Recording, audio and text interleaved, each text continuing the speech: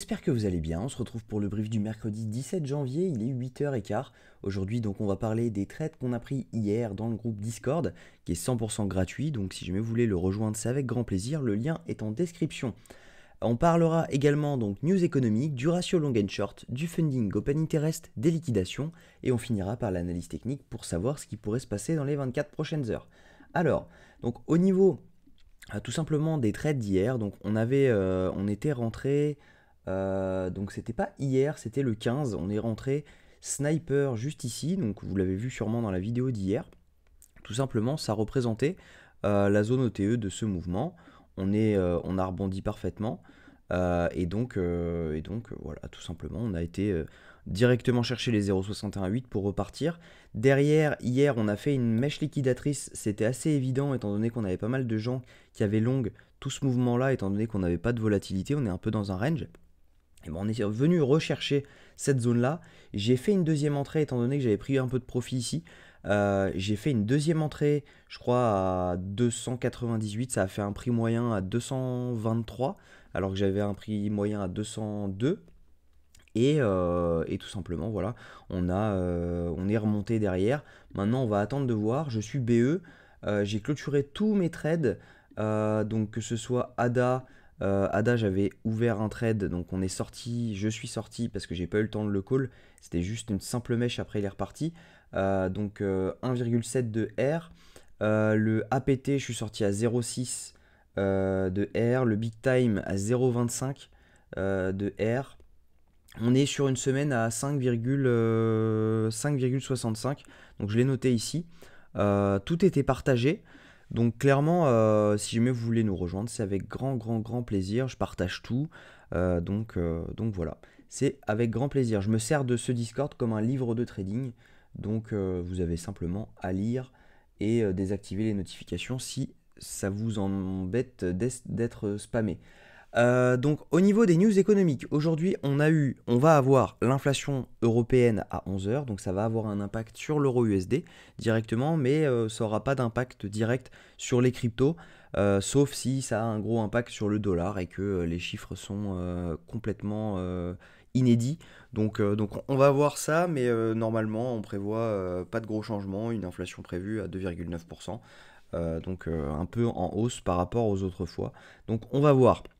On prévoit pas grand chose d'autre pour aujourd'hui, à part un discours de Lagarde, donc qui sûrement va faire des allusions sur, euh, sur une hausse ou baisse des taux.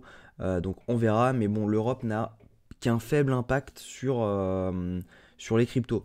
Donc pas grand chose d'inquiétant. On va avoir par contre l'indice manufacturier de la Fed demain à 14h30. Ça va avoir un joli impact sur le dollar. Donc ça va être plutôt intéressant de jeter un œil à cette news à 14h30. Au niveau du ratio long and short, on a 2,2 milliards de long pour 960 millions de short. Vous allez vite voir que en fait, c'est kiff kiff. Les gens sont complètement perdus, les gens ne savent pas quoi faire. On a un peu plus de short quand même qui s'ouvrent dans les dernières heures de marché. Mais c'est vrai que les gens sont un peu perdus. On a quand même, vous allez voir, donc sur cette zone-ci, et je vais mettre des zones horizontales. Je les ai tracées parce que c'était un peu le bazar. Il se passe un peu plein de scénarios différents. Donc c'est pour ça que je vous les ai tracés pour gagner un peu de temps. Donc dans cette zone-là, on a tout simplement eu des gens qui ont ouvert du short. On voit tout simplement l'open interest qui monte avec un funding qui descend. Et donc ici, on a des gens qui ont ouvert des shorts. Ok. Derrière, on fait quoi? On revient tous les liquider. Du coup, on a tout simplement des prises de profit sur des longues, étant donné qu'on a le funding qui descend et l'open interest qui descend, donc ça veut tout simplement dire que ce sont des profits de longues qui sont fermés. Mais il y a également des liquidations de short dedans. On a également, donc à cet endroit-là, des ouvertures de longues, ok. Donc à ce moment-là, on a des ouvertures de longues, très grosses ouvertures de longues, et derrière, on liquide. Donc on vient liquider tous ces longues, donc on dump, mais sur ces longues, on a du short qui s'ouvre. Et ça, c'est intéressant, parce que ça veut tout simplement dire que là, bah, potentiellement, on va rebond. Parce que à court terme, je pense qu'on n'est pas loin d'une zone OTE. On va voir ça ensemble. Au niveau des liquidations, bah, on a tout simplement pris la liquidation qu'il y avait à prendre sur les 24 dernières heures, il y en avait une grosse zone. C'était 40 millions à aller chercher. Et ben on est allé pile dedans. Et là, on est en train de repartir. Donc, à voir maintenant si jamais on va redump encore un tout petit peu. Mais pour moi, voilà, on fait du ménage et puis ça fait du bien au marché. Donc c'est plutôt cool. On a quand même pas mal de liquidations à la hausse. On a des structures haussières. Donc, pourquoi pas venir tout simplement faire un tour à la hausse. Sur une semaine, c'est vraiment en haut que ça se passe. En bas, on en a, hein, mais c'est vraiment beaucoup plus petit. Et bon, sur un mois, après, ça commence à être tout en bas. Et sur 3 mois, n'en parlons pas, c'est vraiment en bas. Mais je ne fais que le répéter, on a des liquidations aux 33 000 et c'est largement probable qu'on y aille un jour ou l'autre.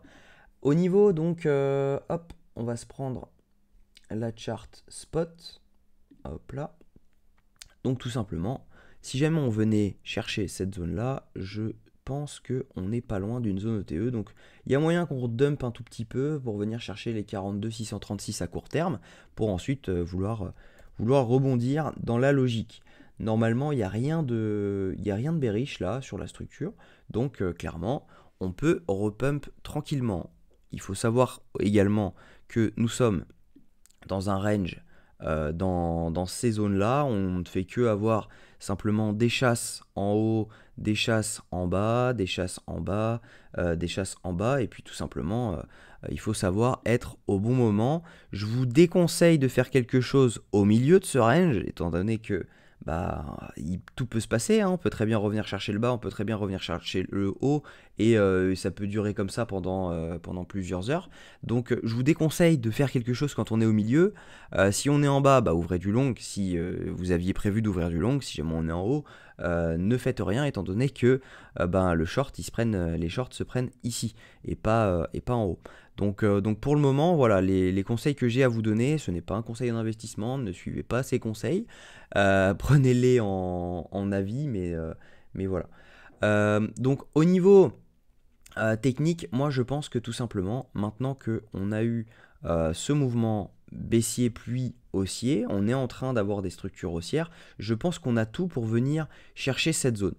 En revanche, il faut savoir un truc, c'est qu'aux 43 000, à partir des 43 000, on a des ordres qui sont placés 43 900, 44 000, 44 100, 44 200, 44 300, etc. En fait, on a ce qu'on appelle du spoofing. Et du spoofing, c'est quoi? C'est j'ai beaucoup d'argent, j'ai plusieurs millions, plusieurs milliards, plusieurs centaines de millions même, et tout simplement, il ne faut pas que le prix du Bitcoin monte. Alors qu'est-ce que je fais? J'ai beaucoup de Bitcoin, et bien tout simplement, je vais placer des ordres comme ça, exactement comme ça. Je place 275 Bitcoin à la vente à 43 900. Je place à 44 258 Bitcoin. Et en fait, tout simplement, quand le prix... il est où le stylo là-dessus? C'est ça? Voilà. Tout simplement, quand le prix va venir là-dedans, ok, hop, je reprends le stylo. Quand le prix va revenir là-dedans, ok, bah, pour que ça soit vendu, il faut qu'il y en ait qui achètent si jamais on veut que le prix ne bouge pas. Donc tout simplement, c'est vendu, boum, ça dump. Ok? C'est revendu ici, boum, ça redump. C'est revendu ici, boum, ça redump. Et à un moment, en fait, il n'y a plus d'acheteurs. Il n'y a eu que des ventes ici, et il n'y a plus d'acheteurs. Et donc tout simplement, bah, ça stoppe le prix.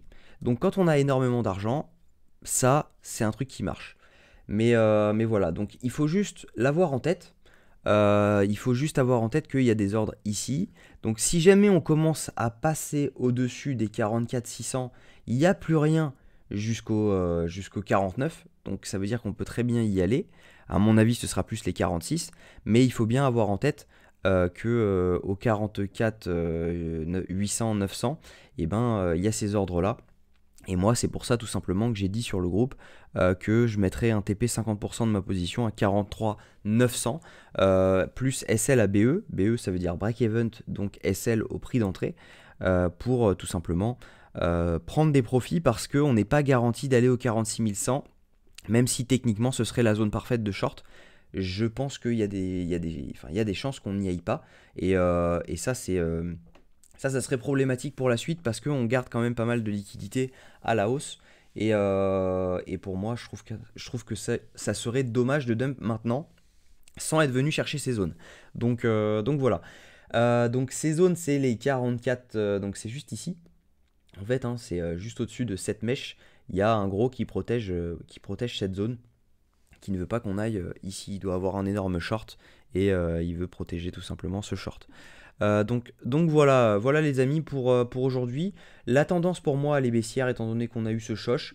Donc pour moi on va venir à un moment ou à un autre taquiner les 33, les 35. Ça serait pas déconnant. Mais voilà, maintenant il faut savoir si on va faire ce pump avant ou tout simplement si jamais on s'arrête ici et on repart là, on reteste la trend et après on part.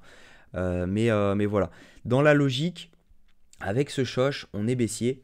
On a énormément de liquidations qui sont ici. Si jamais on vient là, ça va enchaîner tout de suite directement étant donné qu'on a énormément de liquidations. Le mouvement peut être très rapide. Donc je vous conseille de faire attention. Ne cherchez pas à acheter le dip ici parce que ça va être assez rapide. Maintenant, oui, c'est vrai que si jamais on va juste chercher ça, ça pourrait rebond. Mais c'est une zone dangereuse pour long parce que c'est vraiment au milieu de rien. On a zéro volume ici. Donc on peut très bien revenir directement rechercher le haut ici. Donc ça peut faire une mèche directement de 2-3 000 dollars. Donc faites attention à vous. Euh, Prenez soin de vous. Si cette vidéo vous a plu, je vous invite à liker, commenter et vous abonner. On se retrouve demain à la même heure.